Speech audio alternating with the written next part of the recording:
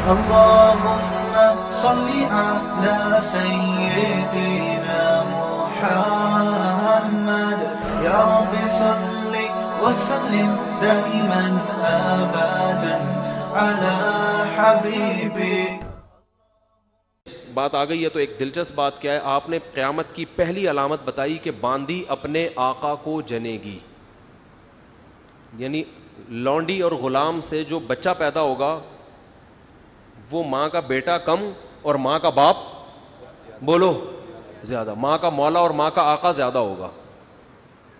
غلام کی مثال نہیں دی کیونکہ غلام مرد ہوتا ہے نا، اس پہ تصرف تھوڑا سا پھر بھی کم ہوتا ہے، یعنی وہ آپ کی ملکیت میں ہوتا ہے لیکن اس پہ کنٹرول کم ہوتا ہے کیونکہ آدمی ہے. جب عورت آپ کی ملکیت میں ہوتی ہے لونڈی، اس پہ وہ تو کمزور ہے نا، اس پہ کیا ہوتا ہے آپ کا تصرف زیادہ. تو جو مکمل غلام اور باندی تھی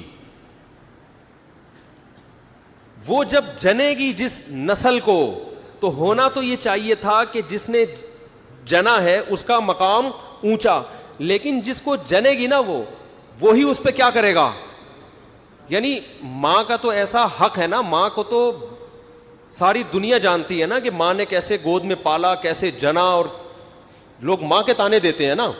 حضرت موسیٰ علیہ الصلاۃ والسلام نے جب حضرت ہارون کی داڑھی پکڑ کے کھینچی ہے نا، جب حضرت موسیٰ علیہ السلام کوہ طور پہ گئے تورات لینے، پیچھے بنی اسرائیل نے بچھڑے کی عبادت شروع کر دی.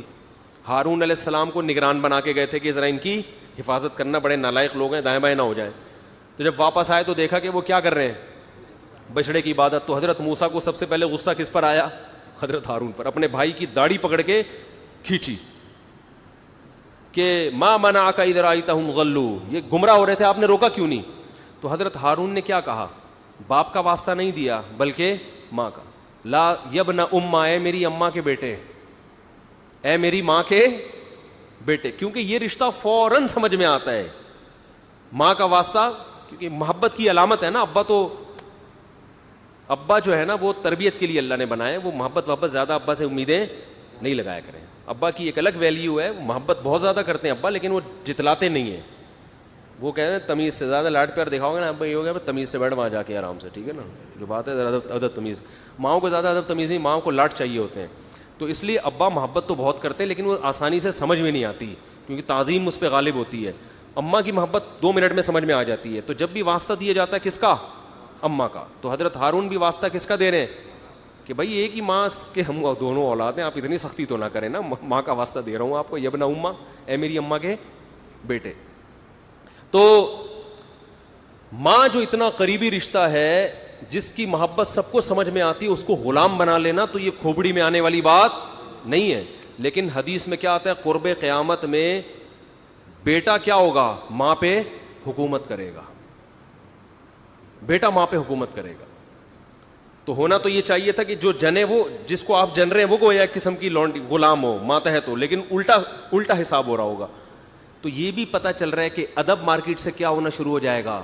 شارٹ. مطلب حدیث کا یہی ہے کہ چھوٹے جو ہے نا وہ بڑوں کی جگہ ہو جائیں گے اور بڑے، اور یہ خدا کی قسم آج اپنی آنکھوں سے میں دیکھ رہا ہوں، زیادہ تر لبرل لوگوں کے گھروں میں دیکھ رہا ہوں، دیندار گھروں میں کم. باپ اور ماں اپنے بچوں کو اسکولوں میں 15-20 ہزار روپے فیسیں دے کر بدتمیز بنا رہے ہیں باقاعدہ پیسوں کے ذریعے. یعنی اسکولوں میں پڑھا رہے ہیں، ماڈرن اسکول ہیں، اور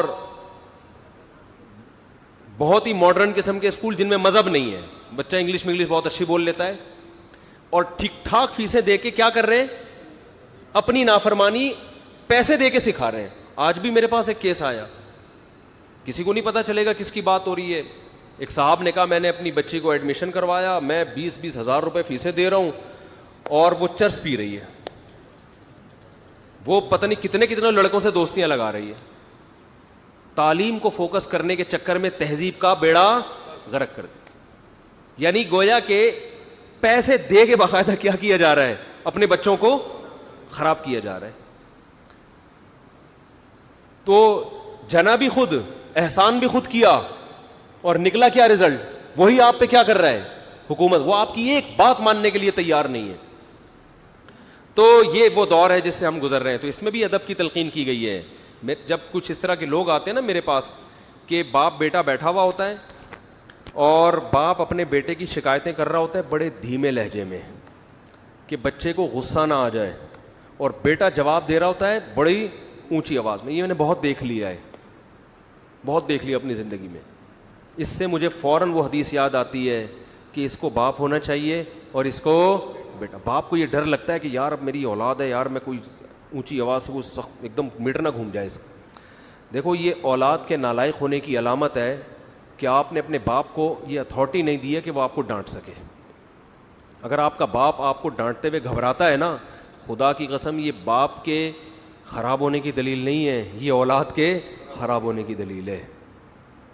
یہ اولاد کے خراب, وہ ڈر لگتا ہے اس کو کہ یار کچھ بول دوں تو ایسا نہ ہو ناراض ہو جائے. میں نہیں کہہ رہا اولاد پہ بیجا سختیاں کریں یا خام خواہ میں ڈانٹ ڈپٹ کرتے رہیں, اس سے تو ڈپریشن کے مریض بنتے ہیں. ماں باپ ظلم بھی کرتے ہیں. اس پہ میں انشاءاللہ بیان کروں گا کہ میرا ارادہ ہے, میں نے جو سینٹ میں بل پیش ہوا نا کہ ماں باپ کو اولاد پہ ہاتھ اٹھانے کی اجازت نہیں, شوہر کو بیوی کو ڈانٹنے کی اجازت نہیں, تو یہ بالکل خلاف ہے, لیکن اس کا ناجائز فائدہ بھی اٹھایا جاتا ہے. تو ماں باپ کو بلا وجہ اولاد پہ ہاتھ اٹھانا شرعاً جائز. آج ایک صاحب بحث کرنے لگے کہ مجھے اجازت دی ہے شریعت نے کہ میں اپنے بچے کو تھپڑ مار سکتا ہوں. میں نے کہا آپ کو اجازت شریعت نے نہیں دی ہے کہ بلا وجہ آپ اپنے بچے پہ ہاتھ اٹھائیں, اور خاص طور پہ نابالغ پہ. نابالغ کے حقوق اسلام میں بہت زیادہ ہیں. ماں کو اجازت نہیں اپنا غصہ آ کسی اور پہ رہے نکال کس پہ رہی ہے. میں نے ماؤں کو دیکھا ہے طبیعت خراب ہے, جھنجھلا رہی ہیں, بچے کو پڑھ کے طبیعت سے کوٹ دیا اس کو, وہ بیچارہ. بعض بچے ماں کی چنگیز خان جیسی مائیں ہوتی ہیں, وہ بچے ٹھٹر ٹھٹر کے ان کی